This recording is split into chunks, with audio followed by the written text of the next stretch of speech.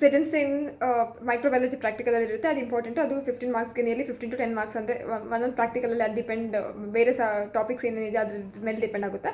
ಅಷ್ಟು ಮಾರ್ಕ್ಸ್ ಇರುತ್ತೆ. So important ನೀವು ಸೆಟನ್ ಸ್ಟೇನ್ ಮಾಡೋದು ಪರ್ಫಾರ್ಮೆನ್ಸ್ ಅಂದರೆ ಪರ್ಫಾರ್ಮ್ ಮಾಡೋದು ಇಂಪಾರ್ಟೆಂಟು. ಅದರಲ್ಲಿ ಮತ್ತೆ ಕ್ವೆಶನ್ಸ್ ಕೇಳಿದಾಗ ಆನ್ಸರ್ ಮಾಡೋದು ಇಂಪಾರ್ಟೆಂಟು. ಸೊ ನೀವು ಸೆಟನ್ ಸ್ಟೇನಲ್ಲಿ ಏನೇನು ಸಬ್ ಕ್ವೆಶನ್ಸ್ ನೋಡ್ಕೋಬೇಕಂತಂದ್ರೆ ಸೆಟನ್ ಸ್ಟೇನ್ ಅಂತ ಯಾವ್ದು ಯೂಸ್ ಮಾಡ್ತೀವಿ, ಅದ್ರ ಪ್ರಿನ್ಸಿಪಲ್ಲು ಮೈಕೋಲಿಕ್ ಆಸಿಡ್ ಇರುತ್ತೆ. ಆಸಿಡ್ ಫಾಸ್ಟ್ ಬೆಸಿಲೈ ಸ್ಟೇನ್ ಮಾಡೋಕ್ಕೆ ಯೂಸ್ ಮಾಡ್ತೀವಿ. ಮತ್ತು ಅದರ್ ಆಸಿಡ್ ಫಾಸ್ಟ್ ಬೆಸಿಲೈ ನಾವು ನೋಡ್ಕೋಬೇಕು.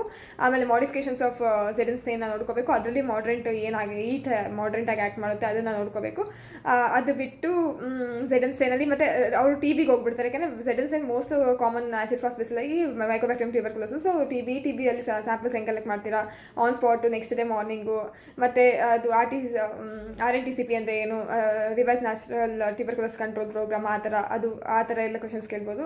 ಅದು ಬಿಟ್ಟು ಇನ್ನೇನು ಕೇಳ್ಬೋದು ಅಂದರೆ other staining 2 stain, gram stain, ಸೆಟನ್ ಸ್ಟೇನಲ್ಲಿ ಅದರ್ ಸ್ಟೇನಿಂಗ್ ಮೆಥಡ್ಸ್ ಕೇಳ್ಬೋದು. ಆಲ್ಬರ್ಟ್ ಸ್ಟೇನ್ ಮತ್ತು normal like differential negative staining ಅದೆಲ್ಲ ಕೇಳ್ಬೋದು. ಅದು ಬಿಟ್ಟು